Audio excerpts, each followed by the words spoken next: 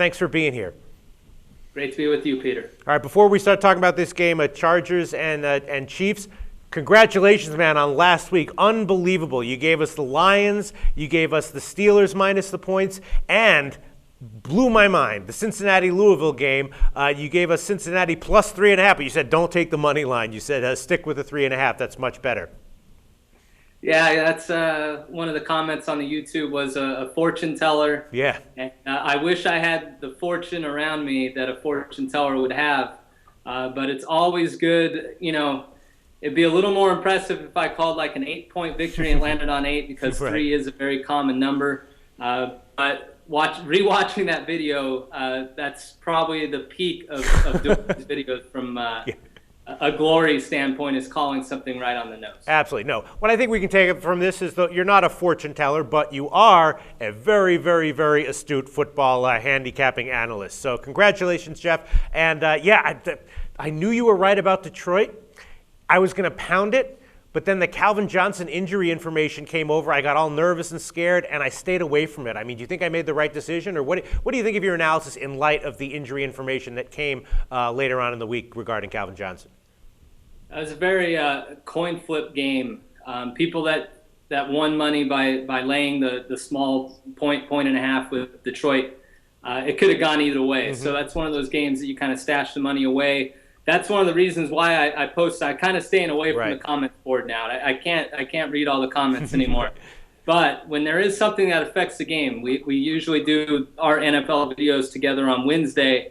And when something comes after you handicap a game for videos, you're kind of handicapping that sense by all these factors that could happen on Wednesday afternoon, Thursday, Friday, leading into Sunday.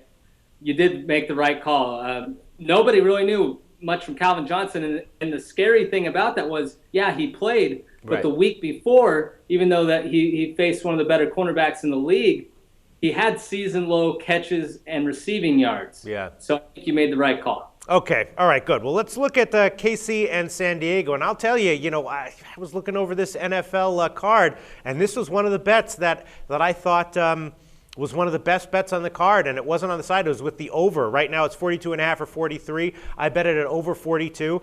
San Diego is an 8-point home favorite, and of course they've been having a lot of problems on offense recently, but I just have a feeling in my gut, not based on math, based on my gut, that they're going to rebound here at least this week, maybe the next few weeks, and have a bunch of good high-scoring offensive performances. And KC, they're having all kinds of trouble, but they do run the ball well. I think they probably will be able to run the ball decently here. Matt Castle, what are you going to get with him? I don't know. San Diego's an 8-point home favorite. The total is 42.5 or 43. I like the over. What do you think here? If you like the over, then you're going to like the play that I'm going to lead you in the direction. Okay. I do think that the downward movement in the market, most of the early action has come in on the under, and most of that is by professional bettors. Not a lot of the public gets involved on betting totals, especially on Sunday afternoon, early Monday. So that is a significant move. Any move on a total early on in the week should be noted by handicappers, because Joe Public doesn't look at the total. They look at the sides on Sunday night and Monday. If you're going to go with the over, then you're going to want to play the Chargers first half. And that's the direction. I've yet to give a first half play. A lot of people don't play them. A lot of people get so focused on the side and total that they often miss handicapping one of the more powerful angles in a matchup like this. If San Diego, I live in Southern California, I'm not a Chargers fan, but I do watch a lot of their games, and I watch them with my friends. If they're to cover a game as a favorite at home, they're going to cover the first half. They're known for starting fast in games that they win and cover. Now, a lot of people remember them losing their last game by blowing a huge lead on Monday Night Football against Denver. So Kansas City, this is the statistic of the week, and people may overvalue it for the game, but undervalue it for the first half. Kansas City has not led at any point this season during regulation. The only time they led in a game was an overtime victory against the Saints. They have not led for a second in a regulation time period. All right, but do you think that is, a meaningful statistic, or do you think that it's just more due to variance and a fluke, and just, the fact that they suck, so they're probably not going to, lead that much in any games during regulation, and it just so happens they haven't led at all? Well, I would. It is a bit of a fluke, maybe, perhaps. This is the first time it's happened in over 60 years in the entire NFL. So some things vary into this. And there's two key factors with this team specifically. One, the quarterback position. Right. Matt Castle has turned the ball over at an incredible rate, then suffered a concussion. Enter Brady Quinn. He is one of the worst quarterbacks in the league. Me and you have talked about him before. Yeah. We cashed a big play with him going against the Tampa Bay Buccaneers a couple weeks ago. He suffers a concussion. So now who's going to be the quarterback this week? And then you also have the fact that they have only scored 3.0 points per game on the road in the first half this year.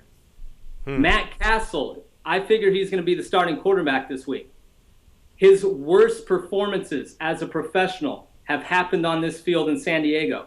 He has not performed well in this matchup, AFC West matchup in San Diego. And finally, that running game that you talked about.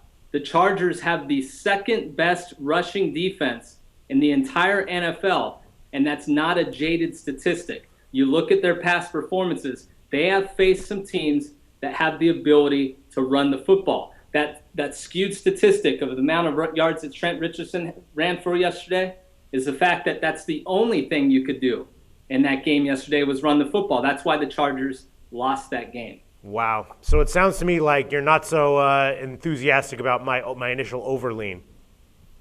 Well, the first matchup in this, the Chargers jumped out on the Chiefs by a 20-0 margin due to the fact that they got huge field position. They won the battle because of turnovers deep in Kansas City territory. So it's very hard to handicap the total in this game because you look at that, it's a skewed amount of yards that the Chiefs put up coming back from behind, and the Chargers really didn't have to do much offensively other than cashing in deep in Chiefs territory when they turned the ball over. So the total is difficult to gauge because it is a Thursday. I could see how it could happen because it's not a huge scheduling conflict, even though this is a short rest for each team. Both teams had their bye before last week, so they should still be relatively healthy coming out of that bye. People may look to the under because the Chargers only scored 6 points, but the weather conditions said that. But my pick, if the Chargers, I think the biggest factor in this game is the first half. And the Chargers have outscored the Chiefs the last 3 meetings in San Diego by a 59-7 combined margin in the first half. That's why I'd elect